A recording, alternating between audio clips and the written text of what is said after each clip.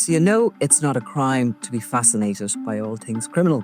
And if you do like delving into the underworld, why not join us for a special live show on March 27th at the Cork Opera House?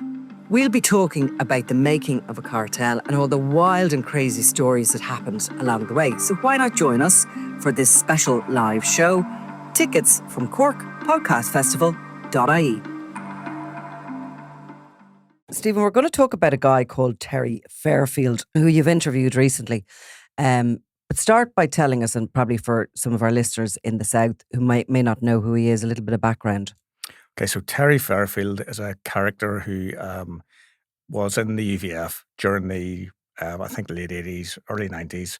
And he was part of a very notorious UVF mob in the Mount Vernon estate in North Belfast, which was led by two very well-known loyalist killers, Mark Haddock and Gary Haggerty. And Fairfield became known as, his nickname was the Mechanic. Right. He was involved with cars. He sold cars and dealt with cars. He had a scrap yard, breaker's yard on the Antrim Road. Even though he was a Catholic man from the New Lodge. Until recently, all we knew about Fairfield was that he had fled to England in the mid-90s when he'd been informing on the UVF, just like half of the Mount Vernon crowd were. Right. In fact, he told me once himself that he'd be in a meeting with 10 UVF guys from Mount Vernon, and you'd be looking around, and six of them would be informers. Right. So the whole unit was riddled with informers, and Fairfield then fled to England. Was there a big scandal around him fleeing to England? No, I think just that. He left when his cover was kind of blown and all got away. But he basically, what had happened was he was being blamed for a lot of things, and he was told by police that he was going to be killed by Mark Haddock and Gary Haggerty. We're going to set him up. He was going to be shot. He was going to be murdered. And I think that they were going to use him. Either because they thought he knew too much about their activities, which were many, or they thought he was informing, and they were afraid they were going to end up in a courtroom with him in the witness box, informing on them, and that's which is effectively what what Haggerty ended up doing, that very thing in a witness box, telling stories about other loyalists, as a supergrass. Yeah. A very high profile one. A very high profile one. I think he was back here in 2023 to give evidence in a trial. Would he have been one of the most high profile of the whatever big time? I remember doing a story maybe 10 years ago, maybe less than that, when he was just coming, his whole supergrass. We got a whole list of all the charges, and I've never seen that. I mean, how he found the time? There are hundreds of dozens of murders and attempted murders and stabbings and beatings and robberies and shootings and just every crime you could think of that he was involved. He was involved in.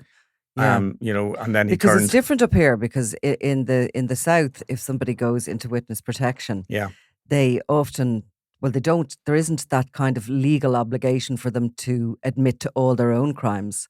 I think in the North, unless you admit to all your crimes, it's deal off. And you're rightly screwed then, aren't you? Yeah. Because you're... Well, he got the best deal because he managed to, kind of like a confessional. He went into the confessional box, confessed to everything, which was over 200 offences, serious offences, where normally you would expect somebody to go to jail and never come out. Yeah. And he only got was 5 years, and then when he came, and he's out, and he's got a new identity living in England. So, he's disappeared into the ether, and got away with it. He basically got away with it. Right. So Fairfield didn't take the route of giving evidence. He was informing or was outed as that. Yeah.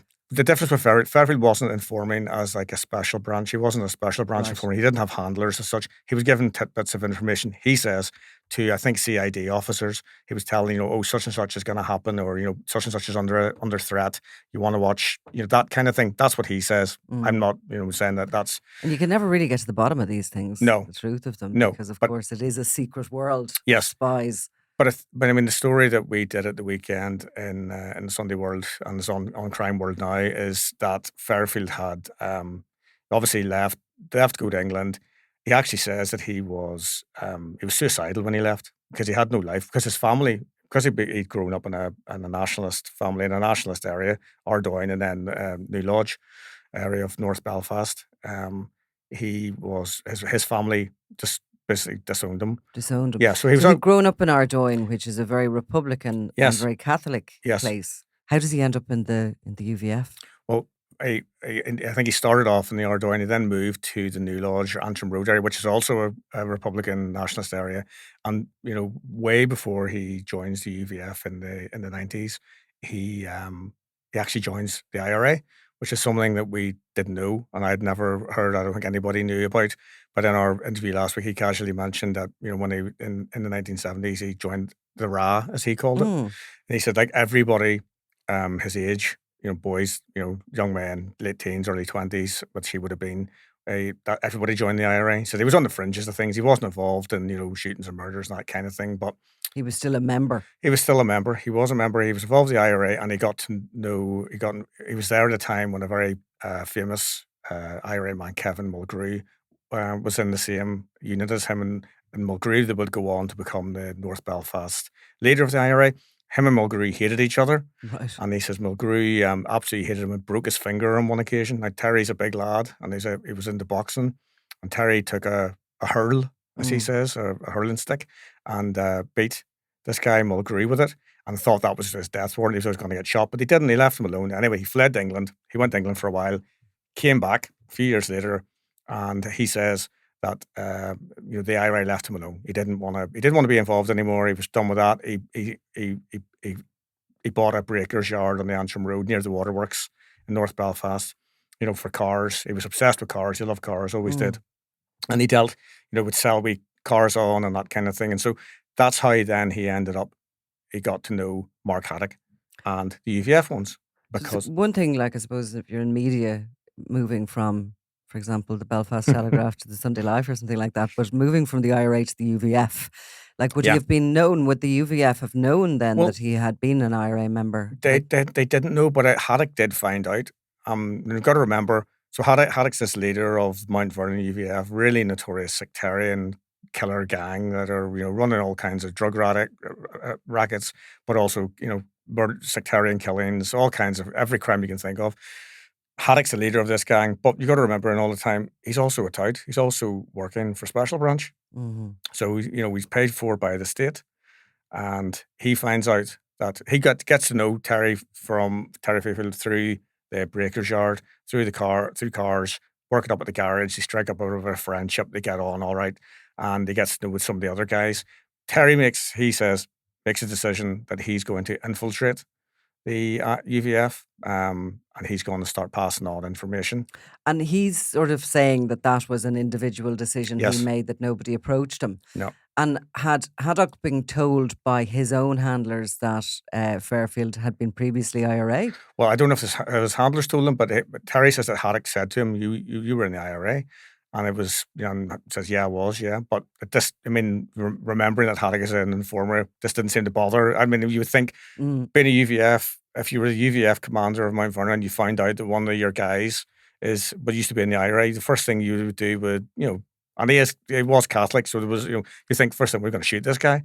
Well, you certainly assume maybe that he was a rat in the camp, would you not? Well, he actually says, and in that sense, he says, Mark Haddock kind of saved my life, because he could have easily have had me shot. I could have been murdered. There and then. So was he useful because of the cars and the breaker's yard and the... Yeah, I think it was useful with the cars. Now, he is adamant, and I don't know what involvement. He says, I'm no angel. He won't go into what he has done, but he says, I never killed anybody.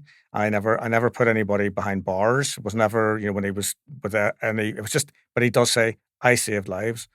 And this is the, juxtaposition of these guys. He says, I saved lives. He says, I see people walking around with their grandkids who wouldn't be here if I hadn't told, that this is going to happen. Yeah, or that he's under threat, or there's going to be an attack on such and such.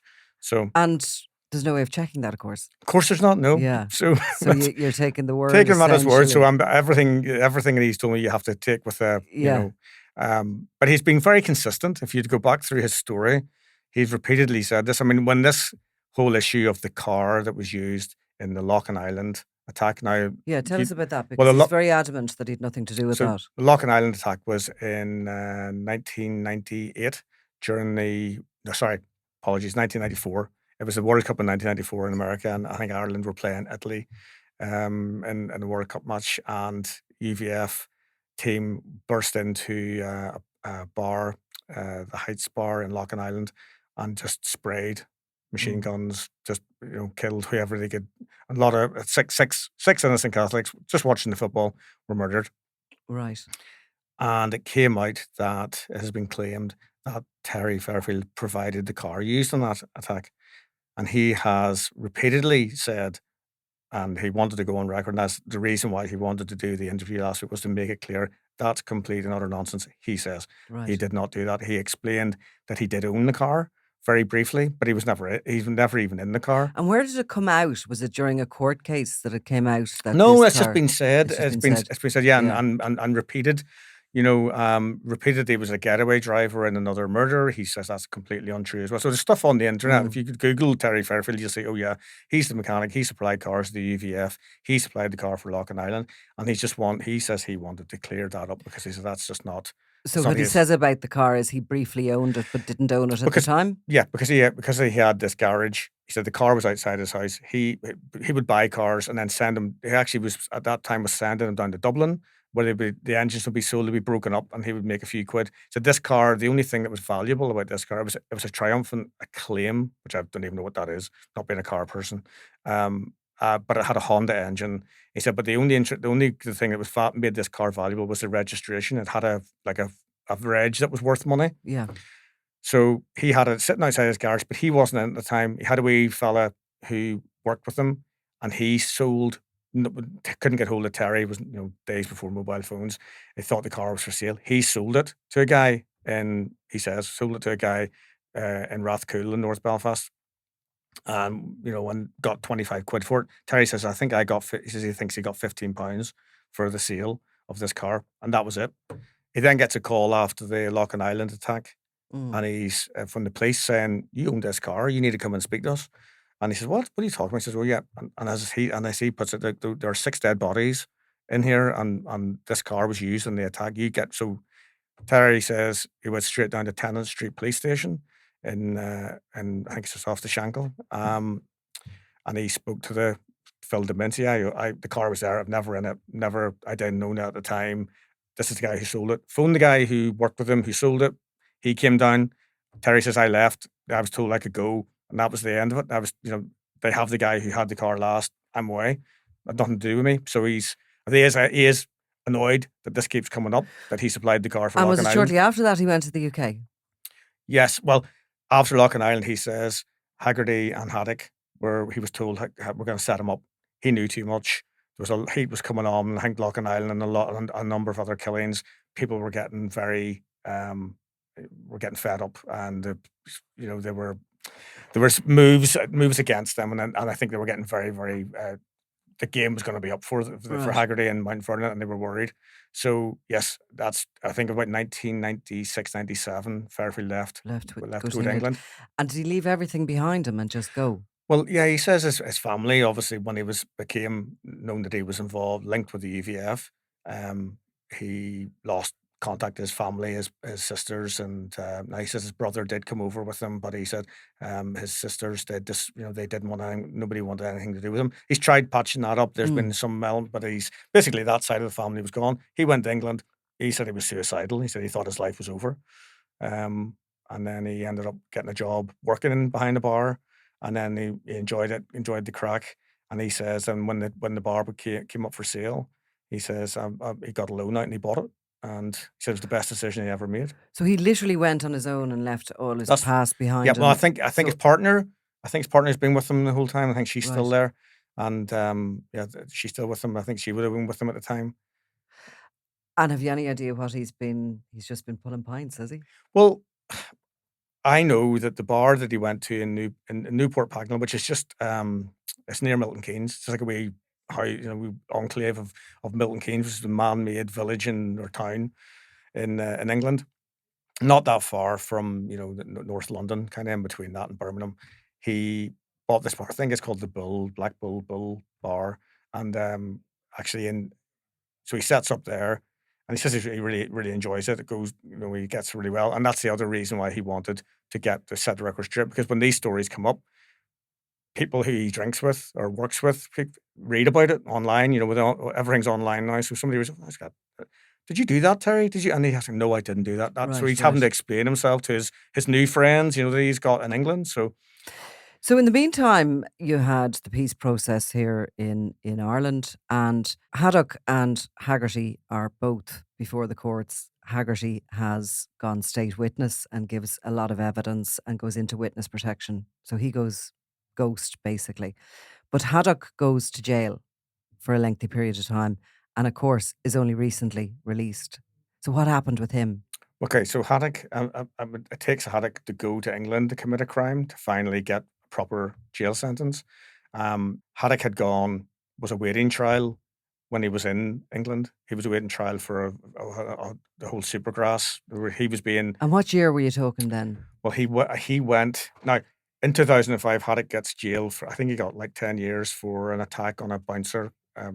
But he only did a few years, and then he was out again. So, but basically, between 2005 and now, Haddock's been in jail nearly all the time. Right. But it took for him really to go to England to get a really proper, he should never be. Mark Haddock should have been put behind bars 20 years ago, and that should never been released. And the man's only 55, 56. He still has a long life ahead of him. Anyway, so he served a bit of time here, and then he did went serve a bit to of the time UK. here. Then he went to the UK because he was awaiting trial. It was a Supergrass trial where he was facing murder charges and but that all collapsed. Right. So that collapsed. But while he was awaiting that, he was in Milton Keynes and he stayed in the pub with Terry Fairfield. So he had a room there. In 2011, we got a tip off that he was there. That's where he was. So myself and a photographer went over and got a van and staked the place out for a couple of days, sitting there getting nothing. And just before we were just about to give up, and I pulled Mark Haddock in a blue Peugeot with a Northern Reg. Right. And couldn't believe it was him. So it's always when you're about to pull out, these things happen, isn't it? Yeah. So that obviously being completely, untrained in in espionage and how to tail somebody without letting them know you're tailing them. There's us in this rental van we've got from Luton Airport, and we're tracking this guy, this highly paranoid state-sponsored killer, through the streets of Newport Pagnell. Yeah. And of course he clocks us, swings the car around, blocks us in. He comes over to the window of the car, and takes my notebook out to the drive. I wind the window. Yes, what's wrong? He says he takes the notebook from the passenger seat. The cameraman's hiding in the back.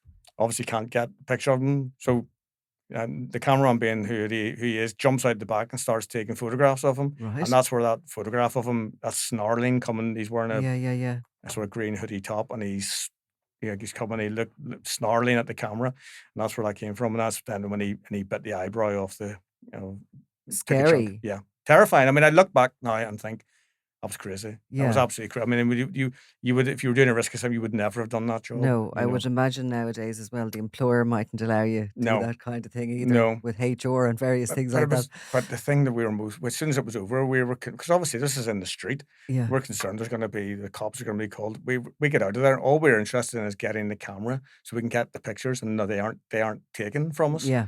So we go to a friend who I know in London. We drive to London. And it's a guy who worked for an anti-far right campaign group who I would have worked with, and we got him to download the photos before we left in case we had the cameras seized at the airport. So that was, and how did he? So he's obviously a very volatile character. He's accused of all that he is accused of, but in that moment, he saw red. Oh yeah, yes, big time. And he didn't care. He was in public, and he just attacked and bit. Well, to be fair, I mean, I'm trying to think about, from his point of view, he must have thought, react? He must have thought how, these are guys who come to kill me. It must have been his first thought. These are guys, there's guys in the hire van and they're tracking me. I'm going to be more. So I'm thinking that's how he must have been thinking that. Yeah. Hopefully when he saw And how did it end, the situation at that time? In panic, I'm sure. In a blur, yeah. Me trying to get in the car and get back in the car, get Were back you in on. We need to driving? get. I was driving. Get back in on. We need to get out of here. Yeah. So and off we went. So And we kind of befuddled with the key trying to start the engine up I again. don't know. I don't know how Yeah. it was. Yeah, it was a very strange. Yeah. Very strange. I look back and go, wow, that was Yeah. bizarre. You know.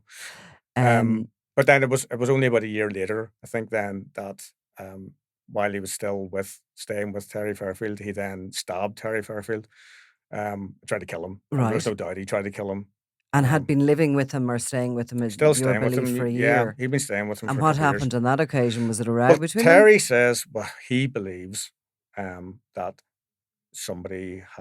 he believes somebody in Special Branch basically told Haddock, you need to get rid of this guy. Right. So that's his belief, whether that's true or not. But whatever happened, he says Haddock came at him, came at him with a knife. He says he stuck the knife in his neck. He managed to thump him. Like I say, Terry was a big lad, an ex-boxer. He managed to deck him. He hit the wall. He thinks Haddock hit his head and then sprawled out on and might have been knocked out for a couple of things. Came to him, basically ran. And did But this happen in the pub? I think it was outside. I said, not so good for business. Yeah, I'm not. You know what? I'm not actually quite sure. Yeah. I think it was outside, but because I think he mentions being sprawled out over a car bonnet or something. But yeah, he's got this wound with like 30, I think 30 stitches or staples So he across really his neck. tried Oh, hard. he really tried hard. He was going to kill him. So what happened after that with Haddock? Um, Haddock was arrested. Eventually, I think he did a runner. They eventually got him. He got arrested as. I mean, I don't know what would happen if it had happened here, given that his handlers might have been able to get him an easy deal. But he got 12 years in jail, and he spent it in Wakefield prison with all the serious, Right. most dangerous criminals in England. So he got 12 years. 8 were supposed to be on in jail and 4 on license, but for whatever reason he was in for the full 12 years. Okay. So So that brings us up to where he's at now. so he just got out. Yeah. We did the story I would think 2 or 3 weeks ago that he had been released. He was released like the Wednesday morning 2 weeks ago. And does anyone know where he is? Well, he has to stay. What I was told, he has to stay in England for a period of time. I think a number of months until he can, to show that he can. I kind of, this is terrible. I shouldn't laugh about it, but I think about the Shawshank Redemption. I envisage Mark Haddock in the local supermarket in Wakefield, packing groceries Right. while they try and show that he's able to, Reintegrate into society. society. But So is Fairfield worried he might come back from? he's not worried. He doesn't seem worried. And I don't think. I don't think. There's no sign that there's going to be any kind of trial at Haddock. I mean, it would be really stupid, Yes. for Haddock to do that. Haddock's got injuries of his own. Haddock was shot by his own team. Yeah. About 20, I'm going to say about 20 years ago. His own men. But as you fired say, him. he's got a lot of he's injuries. 55, and Yeah. sometimes people will emerge from prison fitter than when they went in because I know while he was in prison, he ended up in hospital a couple of times because of the gunshot wounds he's had. He's not. I don't think he's as fit and healthy as you would maybe. He has not come out. And I've seen bits of commentary about what he's going to do. Will he come back to Northern Ireland, or what is your opinion on it? Or Well, he definitely wants to come back. I mean, Right. he's a classic home bird. Like he Belfast and Northern Ireland's all he knows. He doesn't want his partner, Helen, who's stuck by him throughout, still lives here, and she was always going over to visit him in jail. I would be amazed if she was, convinced to start a new life in England. But equally, how does he come back here? how does he come back, and what would happen? Well, conflicting reports. I mean, we were told that there's a bounty on his head already. The UVF, Terry Fairfield. I mean, I would take his opinion.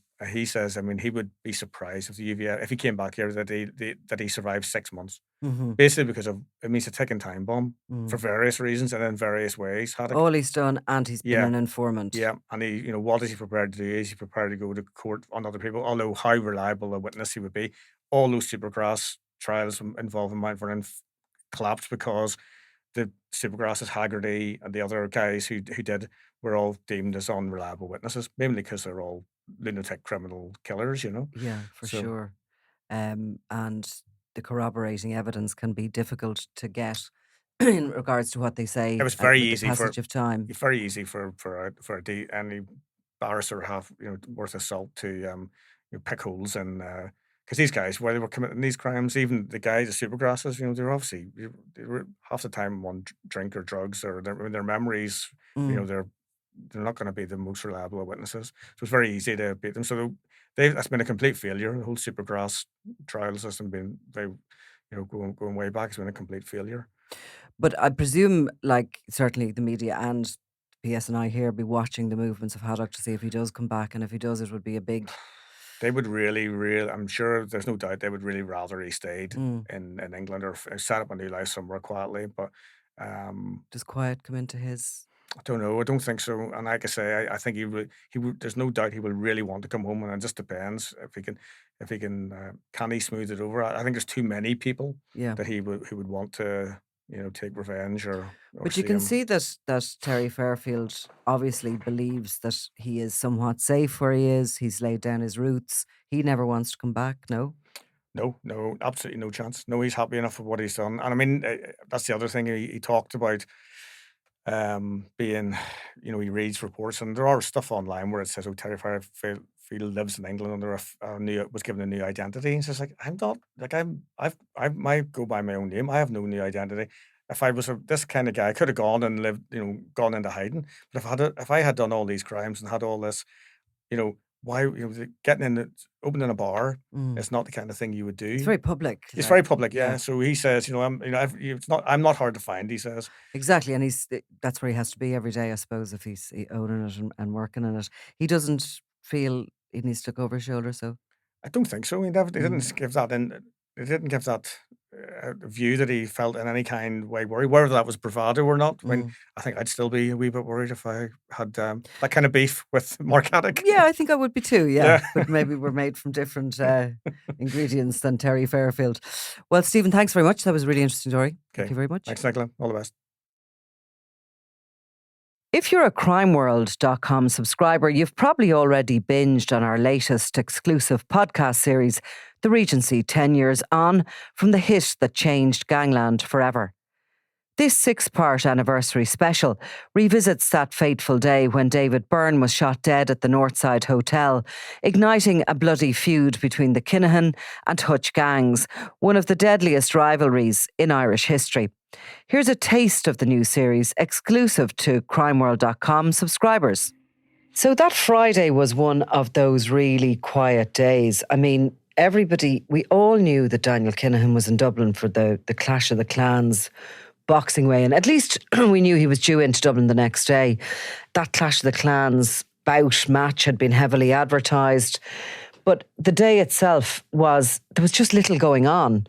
So there was very little happening that day. It's February. It's kind of a quiet enough time for news in general. And Alan Cherry and Ernie Leslie were on the road. They were at another story actually in Finglas. What was that, do you remember? Well, it was one of these classic sort of district court stories where a guy had, I think some teenagers had thrown stones at his car and he got out and slapped the teenager. Always great kind of human stories because some people feel sorry for the teenagers and some people don't. And so Alan had been out there, but the guy had moved on. He called out to his house to see if he wanted to talk. He'd moved on, he wasn't there. And we discussed going to the Regency earlier. And I said, look, just go along and see what happens, divert there. We obviously weren't expecting anything. And obviously that point of Alan being there would be the subject of conspiracy, but we'll get into that at a later point. For sure. So it was a case really that day of, one thing hadn't worked out, so go to the next. But also there was definitely a general sense of, if we could be there, just in case. Yes, and as you said, to see who was standing beside the Kinahans and who wasn't from that bigger organised crime group. So Alan and Ernie went out. I got a call. I think you got a call almost simultaneously, but I got a call from Alan. I'd spoken to him earlier on the day saying, see what happens. And he phoned me up and said, there's after being a shooting and I think we've got a picture. And I actually went, yeah, very funny. But of course, he stopped me and said, no, I'm serious.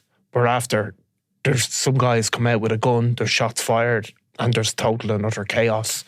And, our first thought is, get yourself safe. I have to admit, my second thought was, I hope they did get good pictures. But, you're still thinking they have to get safe. I mean, I know you probably got a similar call because Ernie and Alan obviously were in the same Jeep. And of course, Ernie's the guy taking the photographs, Yes. so he's on the phone to me. So I actually had gone for a pizza for lunch and I had come back over to the office and the phone rings and it was Ernie. And I answered and he was panicked on the other end of the phone. This was real high octane stuff. And he's still trying to take photos. He's trying to tell me what's happened. He's told me he thinks he's got a good one of one of the shooters as they were running from the scene.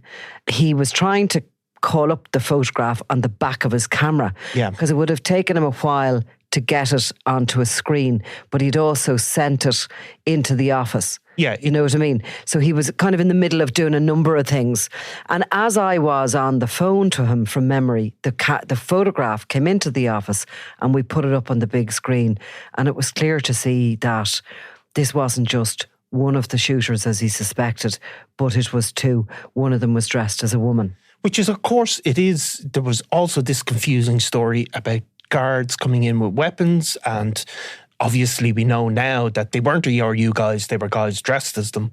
But Alan was telling me this, there was talk of these guards, and then obviously there was, the crowd fleeing from the scene. So it was all confusing. But as you said, Ernie had taken a picture of the back of his camera. People will know what the photographer's cameras look like, and they have a little digital screen. So you don't see it in great detail. But we knew this is a once-in-a-lifetime photograph has been gotten. Yeah, as soon as it came in. And of course, look, the newsrooms aren't as busy as they used to be. They used to be very busy, buzzy places with phones ringing everywhere. And it felt like a proper newsroom that day. I remember everybody's phone was going. People were hearing little bits about it. The news was starting to break about it. And of course, we were there sitting in the office with this photo. There's that sort of news sense in you that you want to run this. Yeah. And at the time, we weren't putting stuff up online. This would have been held for the paper on the Sunday. And this is a Friday afternoon. We had something really special here. But we also, I think, knew the guards were going to be desperate for that picture because they were two gunmen running from a scene of a crime. So it was a very compromised situation and there was a bit of arguments going on and there was voices were raised. Totally. I mean, because it is complex. I mean, normally the journalism likes to keep itself separate from the Gardaí investigations. So Garda investigations go on and journalism reports on them.